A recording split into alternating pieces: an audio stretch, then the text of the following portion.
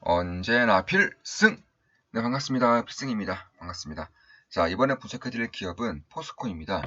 일단 인플레이션, 그리고 철강 제품에 대한 왈가불가가 굉장히 좀 많아요. 그러니까 앞으로 어떻게 될 것이다, 앞으로 어떻게 될 것이다 라는 의견들이 상당히 좀 갈라져 있습니다. 일단 결론부터 말씀드려서 저는 철강제 산업의 피크아웃이라던가 혹은 인플레이션의 피크아웃에 대해서는 아직은 별로 생각하고 있지 않습니다. 여전히 저는 이러한 흐름이 앞으로 장기간 이어질 수 있을 것이라고 보고 있고, 그렇기 때문에 이토록 노이즈가 심할 때 오히려 관심을 가져주는 것이 훨씬 더 장기적으로 봤을 때 투자 수익을 위해서는 괜찮은 선택이 될 수 있다고 저는 보고 있어요. 일단 가장 기본적으로 이 포스코의 실적은 저는 앞으로도 계속적으로 증가할 것이라고 보고 있습니다. 올해 2분기 정도, 올해 1분기에 대략 한 2년 만에, 거의 3년 만에 1.5조 원을 넘어선 것이고, 영업이익 기준입니다. 1.5조를 넘어선 것이고, 올해 2분기에는 제가 봤을 때에는 개인적으로 좀 분석했을 때에는 2조 원 이상은, 2조 원 이상은 좀 지킬 수 있다라고 저는 보고 있어요. 다만 이런 것들이 피크냐 아니냐를 좀 봐야 되는 것인데, 저는 피크가 될 때까지는 여전히 오랜 시간이 필요하다라고 저는 보고 있습니다. 그 이유와 그리고 방향성과 그에 따른 분석에 대해서 좀 말씀을 드려보겠습니다. 일단 가장 기본적으로 실적을 좀 보시면 시가총액이 30조예요. 대략 한 시가총액 30조이고 올해 1분기에 영업이익이 15,000조 네, 1조 5천억 나왔습니다. 1조 5천억이 나왔고 컨센서스는 대략 한 1.8조 원 정도, 1.8조 원 정도를 컨센서스로 두고 있다. 다만 제가 봤을 때에는 올해 2분기에는 2조 원 이상 나올 것 같아요. 2조 원 이상 나올 것 같고 역대급 실적을 올해 써 내려갈 수도 있겠다라고 저는 보고 있습니다. 올해 컨센 기준으로도 4조 5천억 정도가 이제 당기순이익인데 현재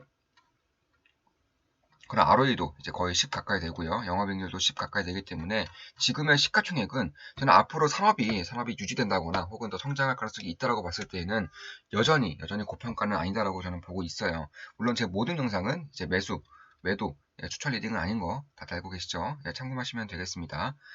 특히 중국과 관련된 그런 움직임을 좀 봐야 되는 것인데 일단 중국의 철강 제품의 가격이 점차 하락하고 있습니다. 이에 따라서 철강 산업이 피크아웃을 쳤다라고 이제 주장하시는 분들이 꽤나 많은 것으로 저는 알고 있어요. 다만 중국뿐만 아니라 사실상 철강 산업은 전 세계의 기간 산업이에요. 철강 산업이 없으면 그 무엇도 할 수가 없습니다. 그런 것을 봤을 때에는 중국 외에도 뭐 미국, 유럽, 대한민국, 한국, 대만 이런 주축이 되는 그런 국가들의 철강 제품 가격이라던가 철강성 가격을 좀 볼 필요가 있는 것인데 일단 중국 같은 경우는 증치세를 폐지했어요. 증치세를 폐지함으로써 수출을 막았습니다. 내수로만 철강을 돌리겠다라고 천명을 한 것이나 다름없어요. 그와 더불어서 투기 소유를 아예 없애버리겠다 하면서 강력한 정책들을 펼치고 있어요. 강력한 가격 하락 정책들을 펼치고 있기 때문에 중국의 가격, 중국이라는 국가에서 거래가 되는 이 철강석이라든가 철강 제품의 가격이 하락한다 한들 여전히 미국의 철강석, 유럽의 철강석 가격들은 고공행진을 하고 있어요. 따라서 이런 부분을 봤을 때에는 결국에는 포스코를 분석할 때 중국의 철강석 제품을 수출을 하느냐 안 하느냐에 따라서 추후 포스코를 추후 포스코를 분석할 때 그냥 큰 영향을 줄 수 있다. 그렇다는 것은 결국에는 이 중국의 수출 물량이 많으면 많을수록 중국의 이제 철강석 제품 가격이 이런 식으로 하락을 하고 있기 때문에 결국에는 실적에 대한 악영향이 있을 수 있겠지만 포스코는 대부분의 물량은 유럽, 동남아, 뭐 인도 이런 국가들에 수출이 되는 것이지 뭐 대한민국도 마찬가지겠죠. 중국에 수출되는 양은 극소수예요, 극소수. 아예 없다라고 봐도 무방합니다. 그만큼 중국에서는 자급자족이 가능한 그런 시스템을 구축하고 있기 때문에 더욱더 그런 것이고요.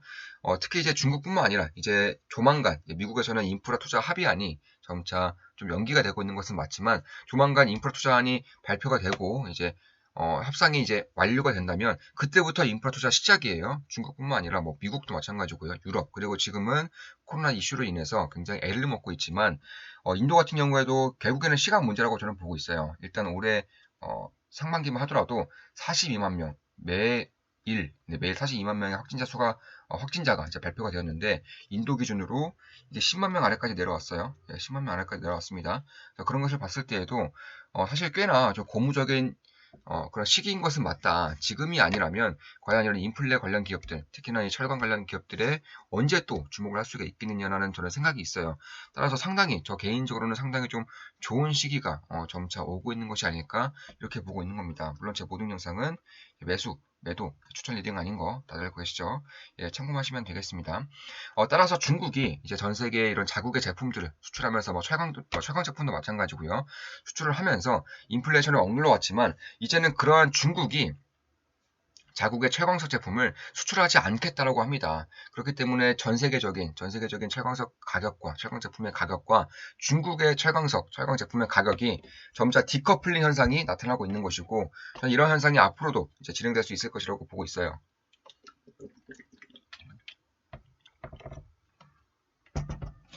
따라서 그런 것을 봤을 때에도 결국에는 이 철강이라는 산업 자체가 대규모 설비 투자라던가 대규모 부채를 써야 되는 그런 상황인데 중국은 그럴 의도가 없어요. 대규모 부채를 써서 철강 제품을 더 양산을 하겠다라는 이런 의도가 전혀 없습니다.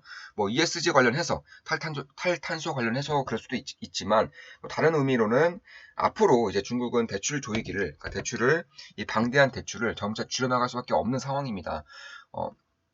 텔레그램방에 지속적으로 좀 말씀드린 내용이지만 앞으로 가면 갈수록 이제 비중 패권 전쟁이 기술 전쟁 그리고 금융 전쟁으로 나아간다는 걸 봤을 때에는 중국은 반드시 대출 규모를 줄여야 하는 상황이에요. 그런데 그럼에도 대출 규모를 늘림으로써 철강에 대한 산업 투자를 하게 된다는 것은 성설이다라고 저는 말씀드릴 수가 있겠습니다.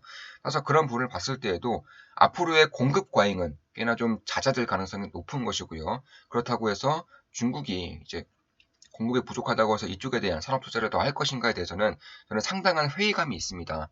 따라서 중국이 추가 투자를 하지 않고요. 전 세계적인 인프라 투자가 점차 진행되면서 철강에 대한 수요는 증가할 것이고요. 특히나 중국이 수출하지 않음으로써 철강 제품들을 수출하지 않음으로써 미국의 철강제 가격이 톤당 역사상 최대치를 향해서 가고 있는 것은 맞습니다. 이런 부분은 당연히 미국 입장에서 상당한 리스크로 작용할 수밖에 없습니다. 안 그래도 지금 인플레 때문에 시끄러운 상황에서 과연 철강 제품의 가격이 점차 상승을 한다면 당연히 미국의 경제에는 안 좋은 영향을 끼칠 수가 있는 것이죠. 따라서 중국은 자급자족과 그리고 대출 줄이기와 그리고 미국의 이제 경제적인 악영향을 줄 수 있는 그런 정책들을 펼치고 있다.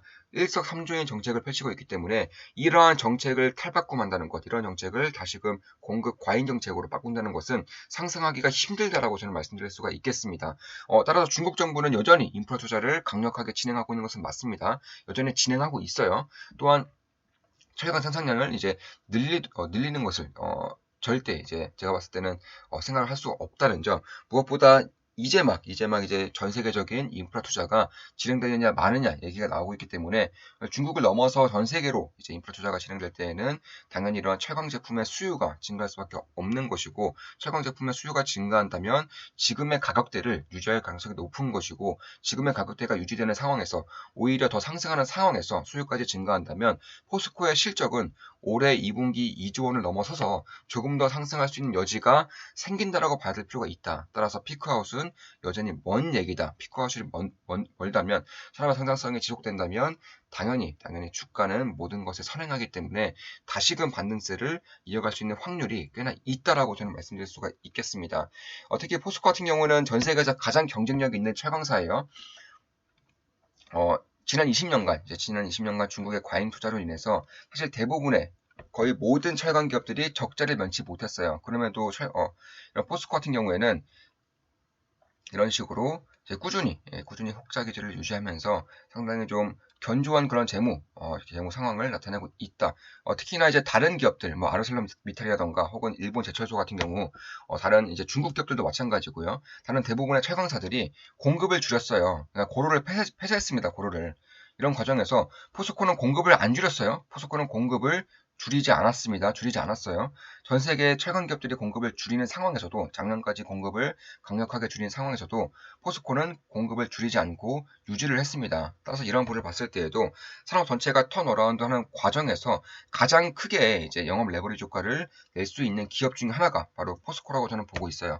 따라서 일본 제철이라던가 중국의 여러 철강 기업들 그리고 아르셀로미탈 이러한 전 세계적인 기업들의 그런 고로를 폐쇄하는 과정에서도 포스코는 여전히 지난 10년간 단 한 번도 공급을 축소한 적이 없습니다. 그만큼 경영 효율화가 굉장히 잘 되어 있다는 것이고, 특히 고부가 제품, 특히나 이제 전 세계 53개국에 수출을 할 정도로 상당히 좀 매출처가 다변화되어 있기 때문에 공급을 줄이지 않고서라도 흑자 기조를 유지할 수 있었던 그런 기업이다. 따라서 앞으로 산업 자체가 턴어라운드 할 경우에는 다른 기업들에 비해서도 훨씬 더 크게 실적이 폭등할 수 있는 여지를 여전히 가지고 있는 기업이다. 이렇게 말씀드릴 수가 있겠습니다.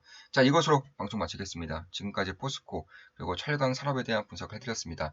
앞으로도 좋은 분석, 좋은 기업 분석으로 찾아뵙겠습니다. 다들 아시죠? 좋아요, 알림 설정 부탁드리겠습니다. 필승이었습니다.